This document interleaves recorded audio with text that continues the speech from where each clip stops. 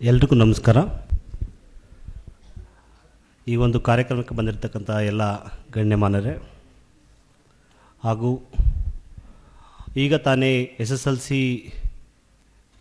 ಪರೀಕ್ಷೆಯಲ್ಲಿ ಉತ್ತಮ ಫಲಿತಾಂಶವನ್ನು ಪಡೆದು ಮುಂದಿನ ವ್ಯಾಸಂಗಕ್ಕೆ ಇರುವಂಥ ವಿದ್ಯಾರ್ಥಿಗಳೇ ಹಾಗೂ PUC ಫಲಿತಾಂಶಕ್ಕೆ ಕಾಯುತ್ತಿರುವಂಥ ವಿದ್ಯಾರ್ಥಿಗಳೇ ಹಾಗೂ ಪದವಿ ಮತ್ತು ಸ್ನಾತಕೋತ್ತರ ಪದವಿಯನ್ನು ಮುಗಿಸಿ ಬೇರೆ ಬೇರೆ ಥರದ ಕಾಂಪಿಟೇಟಿವ್ ಎಕ್ಸಾಮ್ಗೆ ಓದ್ತಾ ಇರ್ತಕ್ಕಂಥ ಸ್ಪರ್ಧಾರ್ಥಿಗಳೇ, ಇವತ್ತು ನಾನು SSLC ಮತ್ತು ಸೆಕೆಂಡ್ PUC ಮುಗಿದ ನಂತರ ಯಾವ್ಯಾವ ಕೋರ್ಸ್ಗಳಿದೆ ಅನ್ನೋದ್ರ ಬಗ್ಗೆ ನಾನು ನಿಮ್ಮ ಹತ್ರ ಕೆಲವೊಂದು ವಿಷಯಗಳನ್ನ ಶೇರ್ ಮಾಡೋಕ್ಕೆ ಇಷ್ಟಪಡ್ತೀನಿ. ನನ್ನ ಒಂದು 20-30 ನಿಮಿಷದ ಈ ಕ್ಲಾಸಲ್ಲಿ ಪ್ರಮುಖವಾಗಿ ನಾನು ನಿಮ್ಗೆ ಆಲ್ರೆಡಿ ನೀವು ಇದೊಂದು ಹೆಟ್ರೋಜೀನಿಯಸ್ ಗ್ರೂಪ್ ಇರೋದ್ರಿಂದ ಕೆಲವೊಂದು ಮಾಹಿತಿ ನಿಮ್ಗೆ ಆಲ್ರೆಡಿ ಗೊತ್ತಿರುತ್ತೆ. ಅಂಥ ಮಾಹಿತಿ ಬಗ್ಗೆ ನಾನು ಹೆಚ್ಚು ನಿಮ್ಮ ಹತ್ರ ಚರ್ಚೆ ಮಾಡೋಕ್ಕೆ ಹೋಗಲ್ಲ. ಆದರೆ ಕಳೆದ 20-30 ವರ್ಷಗಳಿಂದ ನಮ್ಮ ಶೈಕ್ಷಣಿಕ ವ್ಯವಸ್ಥೆಯಲ್ಲಿ ಆಗಿರತಕ್ಕಂಥ ಸಾಕಷ್ಟು ಬದಲಾವಣೆಗಳು ಮತ್ತು ಡೆವಲಪ್ಮೆಂಟ್ಸ್ಗಳ ಬಗ್ಗೆ ವಿಶೇಷವಾಗಿ ನಮ್ಮ ಕರ್ನಾಟಕದ ವಿದ್ಯಾರ್ಥಿಗಳು ಇಗ್ನೋರ್ ಮಾಡಿರ್ತಕ್ಕಂಥ ಕೋರ್ಸ್ಗಳು, ಇನ್ಸ್ಟಿಟ್ಯೂಟ್ಗಳು ಮತ್ತು ಅಪಾರ್ಚುನಿಟೀಸು ಅದು ಯಾವ್ಯಾವುದು ಮತ್ತು ಅದರಿಂದ ಏನೇನು ಬೆನಿಫಿಟ್ಸು ಅಂತ ಹೆಚ್ಚು ಅಂಥ ಮಾಹಿತಿಗಳನ್ನ ನಾನು ನಿಮಗೆ ಇವತ್ತು ಡಿಸ್ಕಸ್ ಮಾಡೋಕ್ಕೆ ಬರ್ತೀನಿ. ಇಲ್ಲಿ SSLC PUC ವಿದ್ಯಾರ್ಥಿಗಳಿಗೆ ನೇರವಾಗಿ ನಾನು ಕೊಡೋ ಮಾಹಿತಿ ಅನುಕೂಲ ಆಗುತ್ತೆ. ಕೆಲವು ಪೋಷಕರು ಬಂದಿದ್ದೀರಾ ಮತ್ತು ಪದವಿ ಮತ್ತು ಸ್ನಾತಕೋತ್ತರ ಪದವಿ ಮುಗಿಸಿರ್ತಕ್ಕಂಥವ್ರು ನಿಮ್ಮ ಈ ಕಿರಿಯ ಸಹೋದರ ಸಹೋದರಿಗೂ ಸಹ ಈ ಮಾಹಿತಿನ ನೀವು ನಿಮ್ಮ ಗ್ರಾಮೀಣ ಪ್ರದೇಶಗಳಲ್ಲಿ ನೀವು ಹೇಳ್ಬೋದು. ಸೊ ಹಾಗಾಗಿ ಇಲ್ಲಿ ನೀವು ಇದನ್ನು ಈ ಮಾಹಿತಿ ತುಂಬ ಅನುಕೂಲ ಆಗುತ್ತೆ ಅಂತ ನಾನು ಇಷ್ಟಪಡ್ತೇನೆ. ಪ್ರಮುಖವಾಗಿ SSLC ಮತ್ತು PUC ಆದ ನಂತರ ನಾವು ಯಾವ್ಯಾವ ಕೋರ್ಸ್ಗಳನ್ನ ಆಯ್ಕೆ ಮಾಡ್ಕೋಬೇಕು ಅನ್ನೋದು decision making, this is very very important. ಈ ಡಿಸಿಷನ್ ಮೇಕಿಂಗ್ ಮಾಡಬೇಕಾದ್ರೆ ಆಲ್ಮೋಸ್ಟು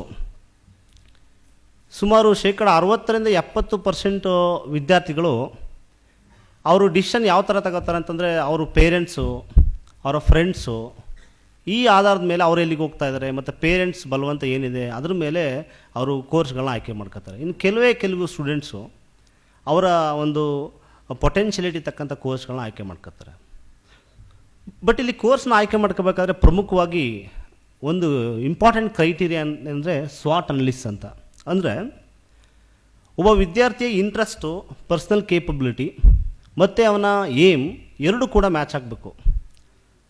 ಒಂದು ಬೆಸ್ಟ್ ಎಕ್ಸಾಂಪಲ್ ಕೊಡೋದಾದರೆ, ಒಬ್ಬ ವಿದ್ಯಾರ್ಥಿಗೆ ಮ್ಯಾಥಮೆಟಿಕ್ಸ್ ತುಂಬ ಕಷ್ಟ, ಅವನಿಗೆ is very poor in mathematics, but ಅವನು ಇಂಜಿನಿಯರಿಂಗ್ ಹೋಗ್ಬೇಕು ಅಂತ ಇರ್ತಾನೆ.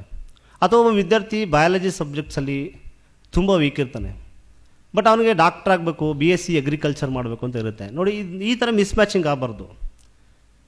ಯಾಕೆಂದರೆ MBBS BSc ಅಗ್ರಿಕಲ್ಚರ್ ಕೋರ್ಸ್ಗೆ ಬಯಾಲಜಿ ನಾಲೆಡ್ಜ್ ಡಿಮ್ಯಾಂಡ್ ಮಾಡುತ್ತೆ ಆ course.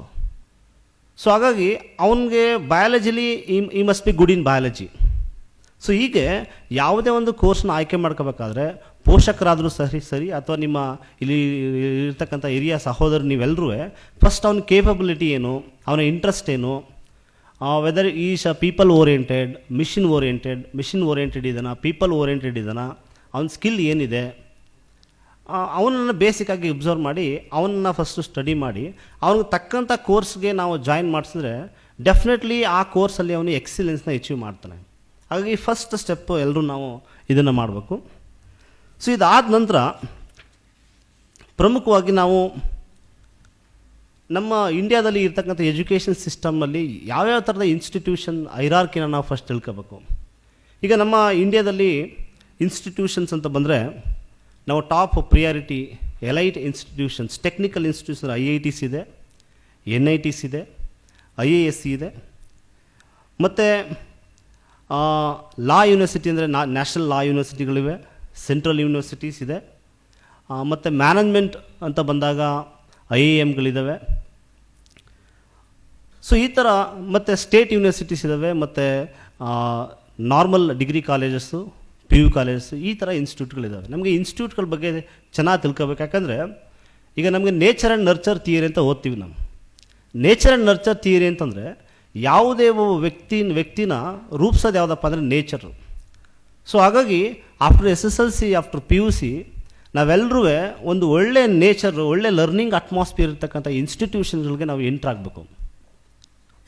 So that must be the first priority ಆಗಬೇಕು ನಮ್ಮೆಲ್ಲರದ್ದು. ಸೊ ಆ ಥರ ಈ SSLC ಮತ್ತು PUC ಆದ ನಂತರ ನಮಗೆ ಒಳ್ಳೊಳ್ಳೆ ಕೋರ್ಸ್ಗಳು ಯಾವ್ಯಾವಿದ್ದಾವೆ ಮತ್ತು ಇನ್ಸ್ಟಿಟ್ಯೂಟ್ಗಳು ಯಾವ್ಯಾವಿದ್ದಾವೆ ಅಂತ ನೋಡೋದಾದರೆ ಪ್ರದೀಪ್ ನೆಕ್ಸ್ಟ್ ಲೈನ್. ಈಗ ನಿಮಗೆ ಗೊತ್ತಿದೆ SSLC ಆದ ನಂತರ ನಮಗೆ ಬೇಸಿಕಲಿ ನಾವು 5 ಡಿಫ್ರೆಂಟ್ ಕೋರ್ಸಸ್ ನೋಡ್ಬೋದು. Pre university courses, polytechnic courses, paramedical diploma, ITA and other job oriented courses. But ಇಲ್ಲಿ more than 60 to 70% of the students usually pre ಯೂನಿವರ್ಸಿಟಿಗೆ ಹೋಗ್ತಾರೆ. PUC arts, science, commerce, polytechnic and paramedical, ITA. ನೋಡಿ, ಇವು 5 ಕೋರ್ಸಸ್ಸಲ್ಲಿ ನಮಗೆ ಇಮಿಡಿಯೇಟಾಗಿ job ಕೊಡ್ತಕ್ಕಂಥ ಕೋರ್ಸ್ಗಳು immediately after 3 years. ಈಗ SSLC ಆದ ತಕ್ಷಣ ನಮಗೆ 3 years 4 years ಇಮಿಡಿಯೇಟ್ಲಿ ನಮಗೆ ಜಾಬ್ ಬೇಕು ಅಂತಂದರೆ ಪ್ಯಾರಾಮೆಡಿಕಲ್ ಕೋರ್ಸಸ್ಸು, ITA ಮತ್ತು ಪಾಲಿಟೆಕ್ನಿಕ್ ಕೋರ್ಸಸ್ಸು. ಸೊ ಇವು ಇಮಿಡಿಯೇಟಾಗಿ ಉದ್ಯೋಗವನ್ನು ಕೊಡ್ತಕ್ಕಂಥ ಕೋರ್ಸಸ್ಸು. ಹಾಗಾಗಿ ಯಾರಿಗೆ ನನಗೆ ಬೇಗ ಜಾಬ್ ಬೇಕು, ತುಂಬ ಸಮಸ್ಯೆ ಇದೆ ಅನ್ನೋರು ಈ ಕೋರ್ಸ್ಗಳನ್ನ ಆಯ್ಕೆ ಮಾಡ್ಕೋಬೋದು. ನೆಕ್ಸ್ಟ್ ಅದು ನೋಡಿ, ಪಾಲಿಟೆಕ್ನಿಕ್ ಡಿಪ್ಲೊಮಾ ಅಂತಂದರೆ ಇವೆಲ್ಲ ನಿಮಗೆ ಗೊತ್ತಿರುತ್ತೆ, ನಾನು ಇದ್ರ ಬಗ್ಗೆ ಹೆಚ್ಚು ಡಿಸ್ಕಸ್ ಮಾಡೋಕ್ಕೆ ಹೋಗೋದಿಲ್ಲ. ಸೊ ಇದರಲ್ಲಿ ಒಂದು 7 ರಿಂದ 8 ವಿವಿಧ ರೀತಿಯ ಕೋರ್ಸಸ್ಗಳಿರುತ್ತೆ. So mechanical, civil, computer science, information technology, automobile, electronics and communications. ಈ ಕೋರ್ಸಿಂದ ನೀವು ಡೈರೆಕ್ಟಾಗಿ ಲ್ಯಾಟರಲ್ ಎಂಟ್ರಿ ಇಂಜಿನಿಯರಿಂಗು ಸಹ ಹೋಗ್ಬೋದು after 3 years. Next these are the various combination. ನಿಮ್ಗೆ ಇದೆಲ್ಲ ಗೊತ್ತಿದ್ದ ನಾನು ಇದ್ರ ಬಗ್ಗೆ ಜಾಸ್ತಿ ಡಿಸ್ಕಸ್ ಮಾಡೋಕ್ಕೆ ಹೋಗೋದಿಲ್ಲ. ನೆಕ್ಸ್ಟ್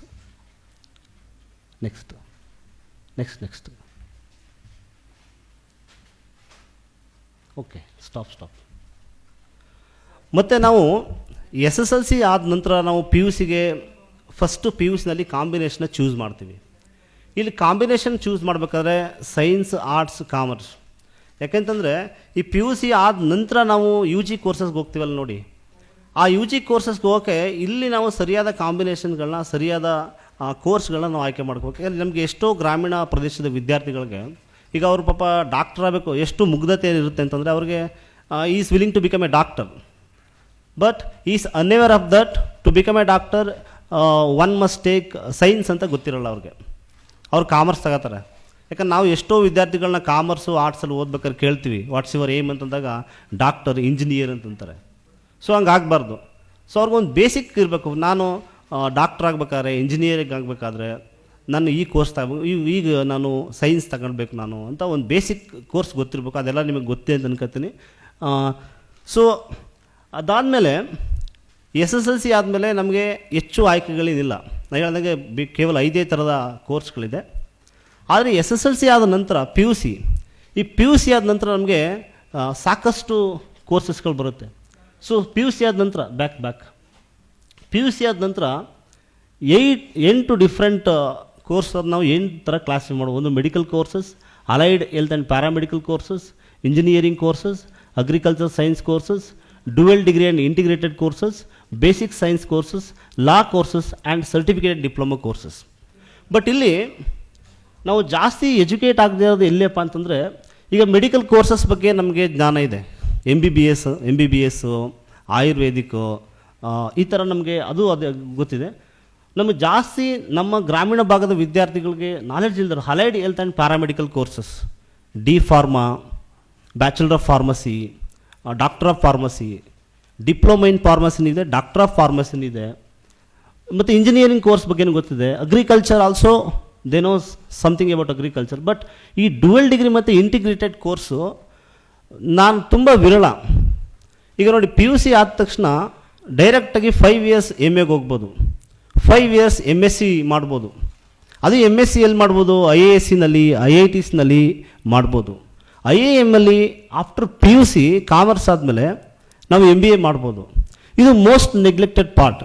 ಯಾಕಂದರೆ ಕೆಲವು ಎಲೈಟ್ ಕ್ಲಾಸ್ ಪೀಪಲ್ಸು ಮತ್ತು ಕೆಲವು ಪೀಪಲ್ಸು ಇಂಥ ಕೋರ್ಸ್ಗಳಿಗೆ ಹೋಗ್ತಾ ಇದ್ದಾರೆ. ಹಂಗಾಗಿ ನಾನು ಹೆಚ್ಚು ಈ ಡ್ಯುಯಲ್ ಡಿಗ್ರಿ ಪ್ರೋಗ್ರಾಮ್ ಮತ್ತು ಇಂಟಿಗ್ರೇಟೆಡ್ ಕೋರ್ಸಸ್ಸು ಮತ್ತು basic science basic science, arts, commerce.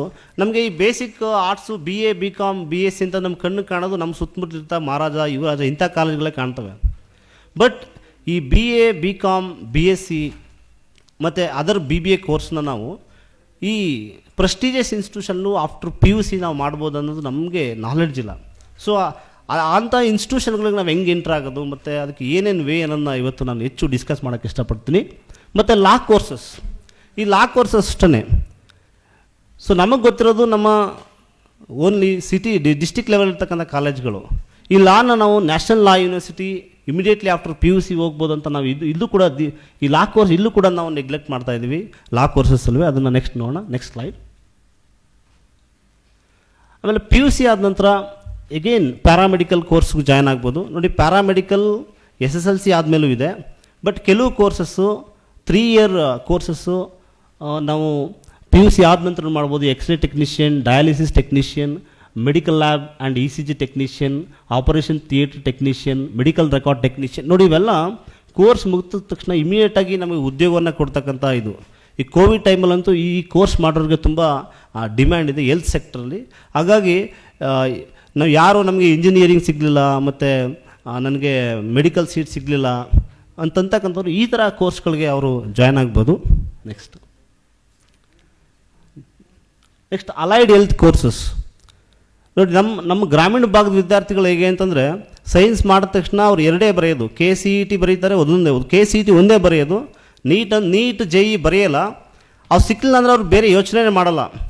But through KCET ಅವರು ಬಿ ಫಾರ್ಮಾ, BSc ನರ್ಸಿಂಗ್ ಮತ್ತು ನರ್ಸಿಂಗ್ ಅಂತಂದು ನೋಡಿ, ಇವೆಲ್ಲ course most ignored courses. BSc in physician assistant, BSc in respiratory care, BSc in radiotherapy technology, imaging technology, medical lab technology. Only very few students are entering to this courses. ನಾನು ಯಾಕೆ ಈ ಮಾತನ್ನು ಹೇಳ್ತಾ ಇದ್ದೀನಿ ಅಂತಂದರೆ, ನೋಡಿ, ಇವತ್ತಿನ ಜಾಬ್ ಮಾರ್ಕೆಟ್ ಅಂತ ಬಂದಾಗ ಈಗ ಎಲ್ಲರೂ KPSC ಎಷ್ಟು ಹಾರ್ಡ್ಲಿ 1,500 ಪೋಸ್ಟ್ ಕಾಲ್ ಮಾಡ್ಬೋದು. ಬಟ್ ಅದಕ್ಕೆ ಆಸ್ಪಿರೆಂಟ್ ನೋಡಿ, ಮೋರ್ ದೆನ್ 5 lakh 10 lakhs. ಒಂದು ಪೋಸ್ಟ್ಗೆ ನಿಯರ್ಲಿ 50,000 ಆಸ್ಪಿರೆಂಟ್ಸು. ಜಾಬ್ಸ್ ತುಂಬ ಕಡಿಮೆ, ಬಟ್ ಆಸ್ಪಿರೆಂಟ್ಸ್ ಜಾಸ್ತಿ. ಬಟ್ ಈ ಸೆಕ್ಟರ್ ಹೇಗಿದೆ ಅಂತಂದರೆ, ಆಸ್ಪಿರೆಂಟ್ಸ್ ಜಾಬ್ಸ್ ಇದೆ, ಆಸ್ಪಿರೆಂಟ್ಸ್ ಕಡಿಮೆ. ಸೊ ಹಾಗಾಗಿ ನಮ್ಮ ರೂರಲ್ ಭಾಗದ ವಿದ್ಯಾರ್ಥಿಗಳು ಮತ್ತು ನಾವೆಲ್ಲರೂ ಈ ಥರ ಸೆಕ್ಟ್ರಿಗೆ ಹೋಗೋದ್ರಿಂದ ನಾವು ಇಮಿಡಿಯೇಟಾಗಿ ಈ ನಿರುದ್ಯೋಗ ಸಮಸ್ಯೆಗಳನ್ನ ನಿವಾರಿಸ್ಕೋಬೋದು. ನೆಕ್ಸ್ಟ್ ಪ್ರದೀಪ್. ನೆಕ್ಸ್ಟ್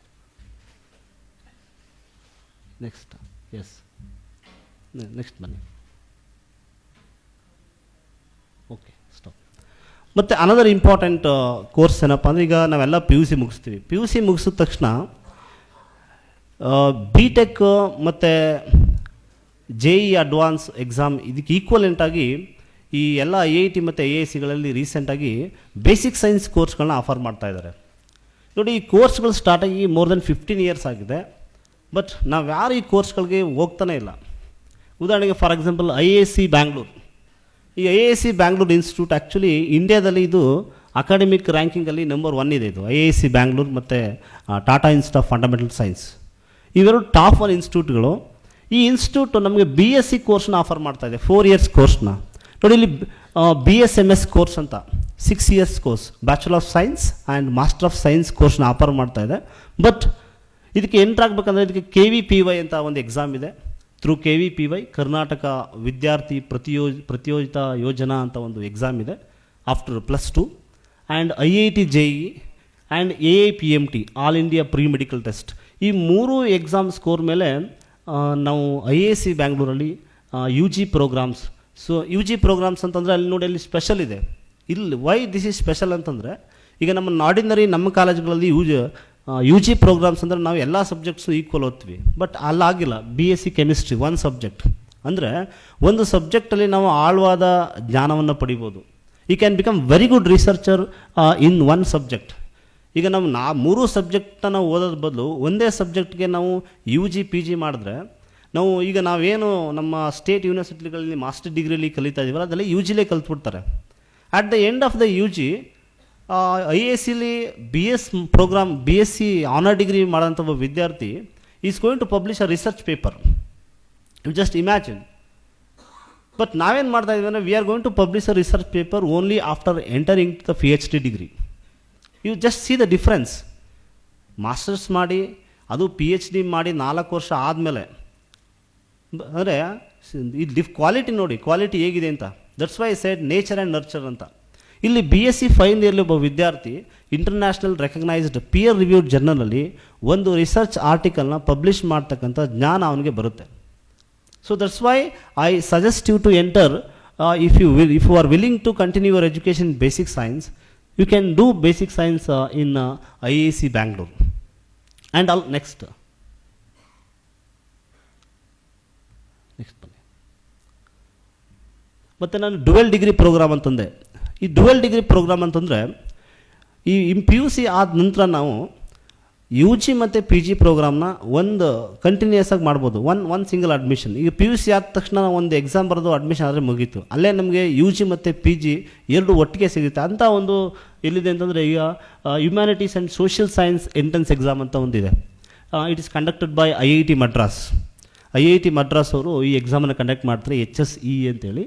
ಸೊ ಈ ನೋಡಿ, ಈ HSEನ a person from arts, commerce and science background ಎಲ್ಲರೂ ಸಹ ಈ ಎಕ್ಸಾಮ್ ತಗೋಬೋದು. ನೋಡಿ ಇಲ್ಲಿ ಇಮಿಡಿಯೇಟ್ ನೋಡಿ 5 years ಇಂಟಿಗ್ರೇಟೆಡ್ MA ಇದೆ, MA ಇನ್ ಡೆವಲಪ್ಮೆಂಟ್ ಸ್ಟಡೀಸ್, ಎಕನಾಮಿಕ್ಸ್. ಸೊ ಡೈರೆಕ್ಟಾಗಿ PUC ಆದ ನಂತರ MA ಇಂಗ್ಲೀಷ್ ಮಾಡೋದು ಹೇಗಿದೆ, ನಾವು BA ಮತ್ತು MA ಇಂಗ್ಲೀಷ್ ಮಾಡಿ ನೀವು ಡಿಫ್ರೆನ್ಸ್ ನೋಡಿ. ಸೊ ನಮಗೆ ಇದೊಂದು ಗೋಲ್ಡನ್ ಅಪಾರ್ಚುನಿಟೀಸ್ ಇದೆ. ನೆಕ್ಸ್ಟ್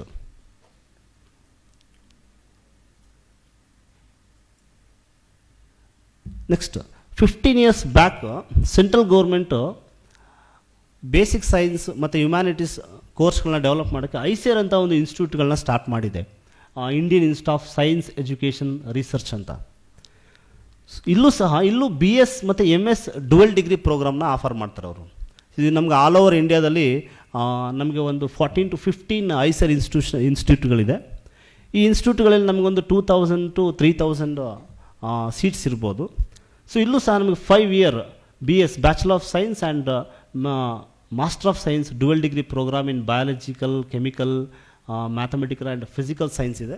ಆ್ಯಂಡ್ ಒಂದು ಸ್ಪೆಷಲ್ ಥಿಂಗ್ ಏನಪ್ಪ ಅಂದರೆ, ಇದಕ್ಕೆ ನಾವು ಎಂಟ್ರಿ ತಗೋಬೇಕು ಅಂತಂದರೆ ಐದರ್ ಇವರೇ ಒಂದು ಎಂಟ್ರೆನ್ಸ್ ಎಕ್ಸಾಮ್ ಕಂಡಕ್ಟ್ ಮಾಡ್ತಾರೆ, ಅದರ್ವೈಸ್ ನಾವು JEE ಎಕ್ಸಾಮ್, ಅದ್ರ ಬಗ್ಗೆ ನೆಕ್ಸ್ಟ್ ಡಿಸ್ಕಸ್ ಮಾಡ್ತೀನಿ. ಜಾಯಿಂಟ್ ಇಂಜಿನಿಯರಿಂಗ್ ಎಂಟ್ರೆನ್ಸ್ ಎಕ್ಸಾಮ್ ಅಂತ.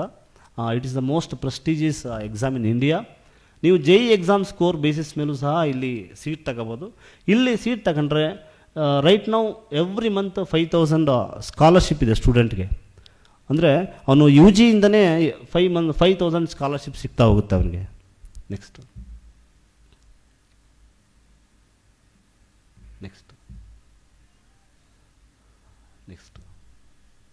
Another important CUCET. ಈ CUCET PUC ಆದಮೇಲೂ ಇದೆ ಮತ್ತು ಡಿಗ್ರಿ ಆದಮೇಲೂ ಇದೆ. PUC ಆದ ನಂತರ 5 year integrated course, MA, MCom, MSc. So ನಮ್ಮ ಟೋಟಲ್ ಇಂಡಿಯಾದಲ್ಲಿ 47 ಸೆಂಟ್ರಲ್ ಯೂನಿವರ್ಸಿಟೀಸ್ ಇದೆ. ಅದರಲ್ಲಿ 15 ಸೆಂಟ್ರಲ್ ಗೌರ್ಮೆಂಟ್ 100% ಫಂಡೆಡ್ ಇನ್ಸ್ಟಿಟ್ಯೂಟ್ಗಳಿದೆ. ಅವೆಲ್ಲ ಸೇರಿ ಒಂದು ಎಕ್ಸಾಮ್ನ ಕಂಡಕ್ಟ್ ಮಾಡ್ತವೆ. ನ್ಯಾಷನಲ್ ಲೆವೆಲ್ ಟೆಸ್ಟ್ ಇದು, central university common entrance test ಅಂತ. ನಮ್ಮ ಕರ್ನಾಟಕದಲ್ಲಿ 2 ಸೆಂಟ್ರಲ್ ಯೂನಿವರ್ಸಿಟಿ ಇದೆ, ಒಂದು ಗುಲ್ಬರ್ಗ ಸೆಂಟ್ರಲ್ ಯೂನಿವರ್ಸಿಟಿ, ಇನ್ನೊಂದು Bengaluru doctor BR Ambedkar school of economics ಅಂತ. ಸೊ ನೋಡಿ, ಈ ಇನ್ಸ್ಟಿಟ್ಯೂಟ್ಗಳಲ್ಲಿ ಇಲ್ಲೂ ಸಹ 5 year ಇಂಟಿಗ್ರೇಟೆಡ್ MA ಮತ್ತು MSc ಕೋರ್ಸ್ಗಳನ್ನ ಆಫರ್ ಮಾಡ್ತಾರೆ. ಸೊ ಇಲ್ಲೂ ನೋಡಿ, ಇಲ್ಲಿ MSc ಮಾಡೋದು ಸಹ ಇಲ್ಲಿ year also MSc final yearly ಇಲ್ಲಿ ರಿಸರ್ಚ್ ಪೇಪರ್, ಒಬ್ಬ ರಿಸರ್ಚರ್ ಆಗಿ ಇಂಥ ಇನ್ಸ್ಟಿಟ್ಯೂಟ್ಗಳಿಂದ ಹೊರಗಡೆ ಬರ್ಬೋದು. ನಮ್ಮ ಬೆಂಗಳೂರಲ್ಲಿ ಅವರು ಅಂಬೇಡ್ಕರ್ ಸ್ಕೂಲ್ ಆಫ್ ಎಕನಾಮಿಕ್ಸ್ ಅಂತ 5 years ಬ್ಯಾಕ್ ಬೆಂಗಳೂರು ಯೂನಿವರ್ಸಿಟಿ ಕ್ಯಾಂಪಸಲ್ಲಿ ಸ್ಟಾರ್ಟ್ ಆಗಿದೆ ಅದು.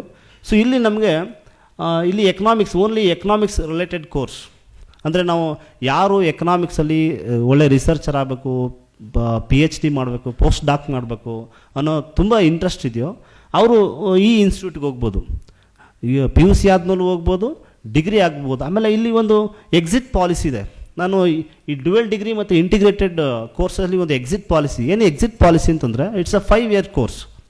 Suppose if you are not willing to continue your masters, ನೀವು 3 ಇಯರ್ಸ್ ಆದಮೇಲೆ ಎಕ್ಸಿಟ್ ಆಗ್ಬೋದು. 3 ಇಯರ್ಸ್ ಆದಮೇಲೆ ನಿಮಗೆ ಯು ಜಿ ಡಿಗ್ರಿನ ಅವರು ಕೊಡ್ತಾರೆ. ಸೊ ಆ ಥರದ ಒಂದು ಪ್ರೋಗ್ರಾಮು, ಈ ಥರದ ಇನ್ಸ್ಟಿಟ್ಯೂಟ್ಗಳಿದೆ. ಸ್ವಲ್ಪ ನಮಗೆ ನಿಯರೆಸ್ಟ್ ಆಗಿರೋ ಇನ್ಸ್ಟಿಟ್ಯೂಷನು ಬೆಂಗಳೂರಲ್ಲಿ ಜಾಯ್ನ್ ಆಗ್ಬೋದು. ಇಲ್ಲಿ ಒಂದು ಸ್ಪೆಷಾಲಿಟಿ ಏನಪ್ಪ ಅಂದರೆ, if you do M A in economics, M A development studies ಮಾಡಿದ್ರೆ ಇಲ್ಲಿ MSc ಅಂತ ಕೊಡ್ತಾರೆ, MSc ಇನ್ ಎಕನಾಮಿಕ್ಸ್ ಅಂತ ಕೊಡ್ತಾರೆ ಈ ಇನ್ಸ್ಟಿಟ್ಯೂಟ್ಗಳಲ್ಲಿ.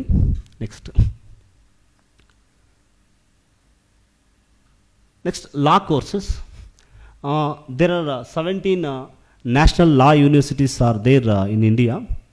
ನೋಡಿ, ನಮಗೆ ಲಾ ಅಂತಂದರೆ ನಮ್ಮ ಸ್ಟೇಟ್ ಲೆವೆಲ್ ಲಾ ಕಾಲೇಜಸ್ಸು ಇದೆ, ನ್ಯಾಷನಲ್ ಲಾ ಕಾಲೇಜಸ್ ಇದೆ. But there is a big difference between these two institutions. ಇಂಥ ನ್ಯಾಷನಲ್ ಲಾ ಇನ್ಸ್ಟಿಟ್ಯೂಟ್ಗೆ ಎಂಟ್ರ್ ಆಗಬೇಕಾದ್ರೆ ನಾವು ಕ್ಲ್ಯಾಟ್ ಅಂತ ಒಂದು ಎಕ್ಸಾಮ್ ಇದೆ. ಈ ಕ್ಲ್ಯಾಟನ್ನು irrespective of combination, a person from arts, science and commerce can take this examination. Common law admission test ಅಂತ ಇದೆ. ಸೊ ಲಾದಲ್ಲಿ ಇಂಟ್ರೆಸ್ಟ್ ಇರೋರು ನೋಡಿ, ಇಲ್ಲಿ BA LLB, BSc LLB ಮತ್ತು BCom LLB, it's honour degree programme, 4 years degree programmes ಇಲ್ಲೂ offer ಮಾಡ್ತಾ ಇದ್ದಾರೆ. ಹಾಗಾಗಿ ಸೊ ಇಲ್ಲಿ ಇಂಥ ಇನ್ಸ್ಟಿಟ್ಯೂಟ್ಗಳು ಹೋಗೋದು, ನನಗೆ why am focusing all these institutions. ನೋಡಿ, ಈಗ ನಾವು ಮೈಸೂರು ಇನ್ಸ್ಟಿಟ್ಯೂಷನಲ್ಲಿ ಓದೋದು ಒಂಥರ ಹೋಮೋಜಿನಿಟಿ ಇದೆ ಇಲ್ಲಿ. But if you go to these institution, a students can come from different parts of India, different states, different language, different culture. The students exposed to diversity. If a person exposed to diversity, so he will evolve. ಅವನು ಡೈವರ್ಸಿಟಿಗೆ expose ಮಾಡಿದವನು ಎಲ್ಲನೂ ಕಲಿತಾನೆ ಅವನು. So ಅಂಥ diversified knowledge ಬರಲಿ ಅನ್ನೋ ಉದ್ದೇಶದಿಂದ I strongly recommend you to send our student to these kind of institutions. Next, medical courses. You know this. Within medical, there are 8 different courses: MBBS, BUMS, Ayurvedic, Siddha medicine, dental surgery, veterinary, and physiotherapy. Next, ನೋಡಿ, ಈ ಕೋರ್ಸ್ಗಳಿಗೆಲ್ಲ ನಾವು 2 exams ಇದೆ.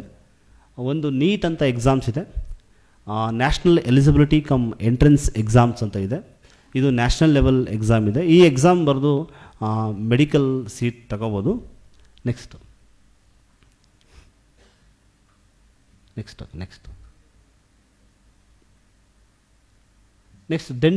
ಡೆಂಟಲ್ಗೊಂದು exam ಇದೆ, AIPMT ಅಂತ, all India pre medical test. So this is conducted by CBSE. So year ಇದು ಬರ ನೀವು you can go for MBBS as well as dental science. Next ಡಿಫೆನ್ಸ್ಗೆ ಹೋಗೋರಿಗೆ ಬ್ಯಾಕ್ ಕೆಲವು ಡಿಫೆನ್ಸ್ ಇನ್ಸ್ಟಿಟ್ಯೂಟ್ಗಳು ಸಹ ಮೆಡಿಕಲ್ ಪ್ರೋಗ್ರಾಮ್ನ ಆಫರ್ ಮಾಡಿದೆ. ಅದಾದ್ಮೇಲೆ AFMC ಅಂತ, armed force medical college MBBS entrance exam. ಇದು ಆರ್ಮ್ಡ್ ಫೋರ್ಸ್ ಮೆಡಿಕಲ್ ಕಾಲೇಜ್ ಪುಣೆಯವರು ಕಂಡಕ್ಟ್ ಮಾಡ್ತಕ್ಕಂಥ ಎಕ್ಸಾಮ್. ಸೊ ಇಲ್ಲೂ ಕೂಡ ನಾವು MBBS ಪ್ರೋಗ್ರಾಮ್ ಮಾಡ್ಬೋದು. Next, so these are the various engineering courses. ನೋಡಿ, ಈ ಎಲ್ಲ ಇದೆಲ್ಲ ನಿಮ್ಗೆ ಕಾಮನಾಗಿ ಗೊತ್ತಿದೆ. Through KCET we can go for these engineering courses. Next,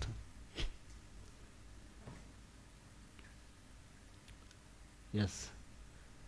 So engineering, when we come to engineering, ಅವ್ರಿಗೆ ಇಂಜಿನಿಯರಿಂಗಲ್ಲಿ ಇದರಲ್ಲಿ ಇರಲಿ ಎಲ್ಲ ಕೋರ್ಸ್ ಬಗ್ಗೆ ಮಾಹಿತಿ ಇರುತ್ತೆ. ಬಟ್ ಏರೋನಾಟಿಕ್ಸ್ ಬಗ್ಗೆ many student asking questions.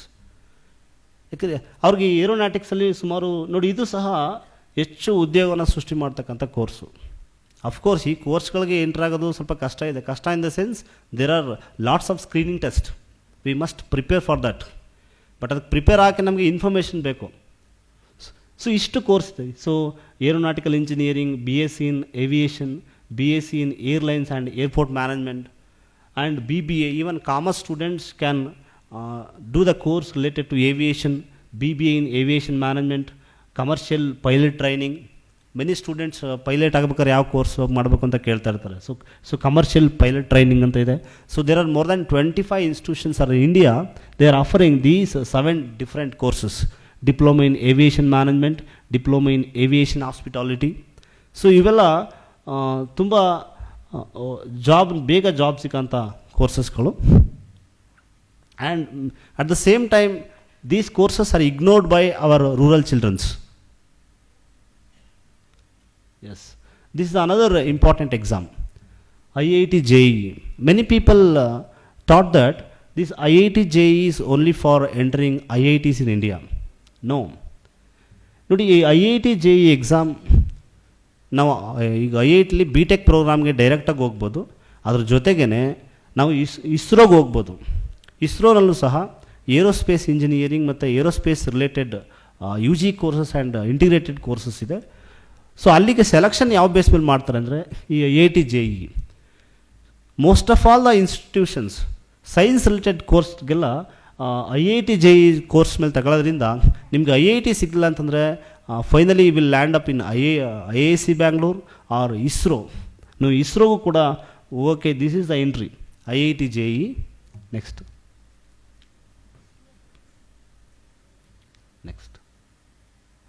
KCET, you know very well.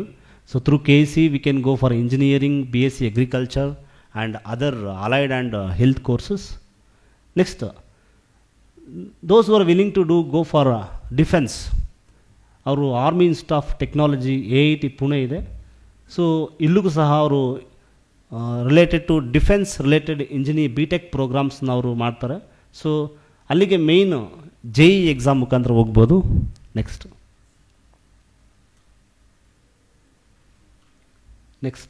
Indian navy interest ಇರೋರು. ನಾನು ಯಾಕೆ ಇಷ್ಟು ಕೋರ್ಸ್ ತಗೋದಾನೆ ಅಂದರೆ ಎಲ್ರಿಗೂ ಒಂಥರ ಇಂಟ್ರೆಸ್ಟ್ ಇರೋಲ್ಲ. ಸೊ ಹಾಗಾಗಿ ನೇವಿ ಇಂಟ್ರೆಸ್ಟ್ ಇರೋರು Indian navy B tech cadet entry scheme ಇದೆ. ಸೊ ಇಲ್ಲಿಗೂ ಸಹ ಅವರು ಹೋಗ್ಬೋದು. ಅಲ್ಲೂ ಸಹ B tech degree in Indian navy. So B tech in electronic communication, mechanical ಪ್ರೋಗ್ರಾಮ್ಸ್ನ ಮಾಡ್ತಾರೆ. ಸೊ ಅದಕ್ಕೆ ಕ್ರೈಟೀರಿಯಾ ಏನಪ್ಪ ಅಂದರೆ PCM, PUCಲಿ PCM ಆಗಿರಬೇಕು. ಸೊ ವಿತ್ ಮಿನಿಮಮ್ 70% ಮಾರ್ಕ್ಸಲ್ಲಿರಬೇಕಾಗುತ್ತೆ. Next, so NATA. ಸೊ ನಮ್ಮ 95% ರೂರಲ್ ಚಿಲ್ಡ್ರನ್ಸು ಈ ಎಕ್ಸಾಮ್ ಬರೆಯೋದೇ ಇಲ್ಲ ಇದನ್ನು. So national aptitude test in architecture ಅಂತ ಹೇಳಿ. ಸೊ ಇಲ್ಲಿ 5 ಇಯರ್ ಬ್ಯಾಚುಲರ್ ಆಫ್ ಆರ್ಕಿಟೆಕ್ಚರ್, ತುಂಬ ಸ್ಕೋಪ್ ಇರತಕ್ಕಂಥ ಒಂದು ಕೋರ್ಸ್ ಇದು. ಸೊ ಇದಕ್ಕೆ ಒಂದು ಸ್ಪೆಷಲ್ ಎಕ್ಸಾಮ್, ಇದನ್ನು KCET JE ಎಲ್ಲ ಇದಕ್ಕೊಂದು ಬೇರೆ ಎಕ್ಸಾಮ್ ಇದೆ ಆರ್ಕಿಟೆಕ್ಚರ್ ಇಂಜಿನಿಯರಿಂಗ್ಗೆ. ಸೊ ಈ ನಾಟಾ ಎಕ್ಸಾಮ್ ಮುಖಾಂತರ ಅವರು ಹೋಗ್ಬೋದು. Next, so you know very well agriculture science courses. Through KCET you can go through these agriculture courses, BSc in agriculture, sericulture, horticulture, forestry, fishery, dairy technology, food technologies. Only very few students are entering these courses. Next, then this one, Chennai Institute of Mathematical Science, Chennai mathematical institute CMI. ಅಂದರೆ ಮ್ಯಾಥಮೆಟಿಕ್ಸಲ್ಲಿ ತುಂಬ interest ಇದ್ದು ಅವರು ಮ್ಯಾಥ್ಸಲ್ಲಿ ನಾನು post graduate ಮಾಡಬೇಕು, ಮ್ಯಾಥ್ಸಲ್ಲಿ ಏನಾದರೂ ತುಂಬ keen interest ಆಗಿದ್ದ ವಿದ್ಯಾರ್ಥಿಗಳು ಅವರು ಸ್ಪೆಷಲ್ ನೋಡಿ ಇಲ್ಲಿ maths professors, maths research institution, ಇಲ್ಲೂ ಸಹ ಅವರು ಬ್ಯಾಚುಲರ್ಸ್ ಡಿಗ್ರಿ, ಆನರ್ ಡಿಗ್ರಿ ಮತ್ತು ಮಾಸ್ಟರ್ ಡಿಗ್ರಿ ಪ್ರೋಗ್ರಾಮ್ನ ಆಫರ್ ಮಾಡೋದ್ರಿಂದ ಇಮಿಡಿಯೇಟ್ಲಿ ಆಫ್ಟರ್ +2 ಅವರು ಇಲ್ಲಿಗೆ ಹೋಗ್ಬೋದು. ಮತ್ತು ಇಲ್ಲಿ ಸೀಟ್ ತಗೊಂಡ್ರೆ ಮಂತ್ಲಿ ಇಲ್ಲೂ ಸಹ ಸ್ಟೈಫಂಡ್ 5,000 ಸ್ಟೈಫಂಡ್ ಸಿಗುತ್ತೆ ಇಲ್ಲಿ. Next, and this is marine courses. These are the various marine courses which is offered by Indian maritime university. ಅವರು ಅವರು ಎಂಟ್ರೆನ್ಸ್ ಟೆಸ್ಟ್ ಮಾಡ್ತಾರೆ. ಅದ್ರ ಮುಖಾಂತರ ನೀವು BSc in nautical science, so BSc in marine engineering, BSc in nautical technology, ಈ ಥರ ಕೋರ್ಸ್ಗಳಿಗೆ ನೀವು ಎಂಟರ್ ಆಗ್ಬೋದು through this entrance. Next, so this is also another institution. So marine engineering interest ಅವರು ಇಲ್ಲಿಗೆ ಎಂಟರ್ ಆಗ್ಬೋದು. Next, hotel management. So national council for hotel management and catering technology. So ಇಲ್ಲಿ BSc. So ಇಲ್ಲಿ BSc hospitality and hotel administration. So ಇವ್ರದ್ದು ಸಹ ಇವರು based on JE score they are going to take the admission. ನೀವು ಇದು ನೋಡಿ, ಇವೆಲ್ಲ ತುಂಬ ಇಗ್ನೋರ್ ಮಾಡಿರ್ತಕ್ಕಂಥ ಕೋರ್ಸ್ಗಳು. Next, Indian statistical institute entrance exam. ಅಂದರೆ +2 ಆದ ತಕ್ಷಣ ಇದೊಂದು ಎಂಟ್ರೆನ್ಸ್ ಎಕ್ಸಾಮ್ ಇದೆ.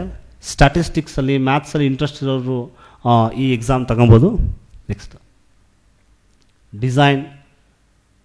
Suppose if you are interested in fashion designing, fashion technology, you can write all these examination, AAEED and UCEED, undergraduate common entrance fashion examination for design, so which is offered by IIT Bombay. Next.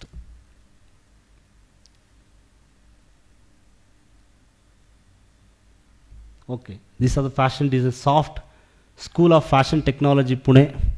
So based on they are going to conduct all India entrance exam for these fashion designing courses. Next. Okay. So finally, I am going to conclude my talk by giving some information. So ಈಗ ನಮಗೆ ಇಷ್ಟು ಮಾಹಿತಿನ ಕೊಟ್ಟಿದ್ದೀನಿ. ಆಯ್ತಣ್ಣ. But ಇದು ಸಮಸ್ಯೆ ಏನಪ್ಪ ಅಂದರೆ, ನೋಡಿ ಇವಾಗ ಯಾರು SSLC ಓದಿದಿರೋ ಅವರು ಈಗ ಇಷ್ಟು ಎಕ್ಸಾಮ್ಸ್ ಬಗ್ಗೆ ಮಾಹಿತಿ ಗೊತ್ತಾಗಿದೆ, ಇಷ್ಟು ಮಾಹಿತಿನ ದಯವಿಟ್ಟು ನೀವು ಬೇರೆಯವ್ರಿಗೆ ಟ್ರಾನ್ಸ್ಫರ್ ಮಾಡಿ. ಮತ್ತು ಅವರು ಇವಾಗಲಿಂದನೇ ತಯಾರಿ ಮಾಡಿದ್ರೆ, ಇವಾಗಲಿಂದ ಯಾಕೆ ಪ್ರಿಪ್ರೇಷನ್ ಮಾಡಬೇಕು ಅಂತಂದರೆ, ನಮ್ಮದು ಸಮಸ್ಯೆ ಏನಿದೆ ಅಂತಂದರೆ, ನಾವು PUC ಓದಬೇಕಾದ್ರೆ ನಮ್ಮ ಮೇಯ್ನ್ ಟಾರ್ಗೆಟ್ ಏನಪ್ಪ ಅಂದರೆ ಬೋರ್ಡ್ ಎಕ್ಸಾಮ್. ಬಟ್ ಒಂದು ಗೊತ್ತಿರಲಿ, ಬೋರ್ಡ್ ಎಕ್ಸಾಮ್ ಮಾರ್ಕ್ಸ್ ಬೇಸಿಸ್ ಮೇಲೆ ನಮಗೆ ಅಡ್ಮಿಷನ್ ಕೊಡೋದು ಕೆಲವು ಕೋರ್ಸ್ಗಳು. ಸುಮಾರು 80% ಕೋರ್ಸ್ಗಳು ಅಡ್ಮಿಷನ್ ಕೊಡ್ತಾ ಇರೋದು based on entrance exam. Actually board ಎಕ್ಸಾಮ್ನಷ್ಟೇ ಪ್ರಿಯಾರಿಟಿನ ಎಂಟ್ರೆನ್ಸ್ ಎಕ್ಸಾಮ್ಗೂ ಕೊಡಬೇಕು while studying pre university. But ನಾವು ಅದಕ್ಕೆ ಇಂಪಾರ್ಟೆನ್ಸ್ ಕೊಡ್ತಾ ಇಲ್ಲ, ಯಾಕಂದ್ರೆ ನಮ್ಗೆ ಅದ್ರ ಮಾಹಿತಿನೇ ಇಲ್ಲ.